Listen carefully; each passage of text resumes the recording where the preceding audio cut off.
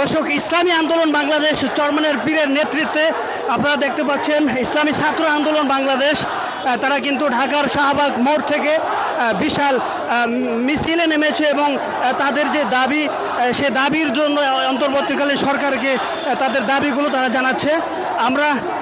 আপনারা দেখতে পাচ্ছেন পুরো শাহবাগ জুড়ে আলহামদুলিল্লাহ এই ইসলামী ছাত্র আন্দোলন আপনারা দেখতে পাচ্ছেন। বাংলাদেশের মধ্যে বিশেষ করে যদি ইসলামিক ছাত্র সংগঠনের সবচেয়ে বড় জনসমর্থন থেকে থাকে, আমরা জানি যে চরমনের পীরের নেতৃত্বে ইসলামী ছাত্র আন্দোলনের ব্যানারে তাদের কিন্তু ব্যাপক কার্যক্রম আমরা কিন্তু আলহামদুলিল্লাহ দেখতে পাচ্ছি।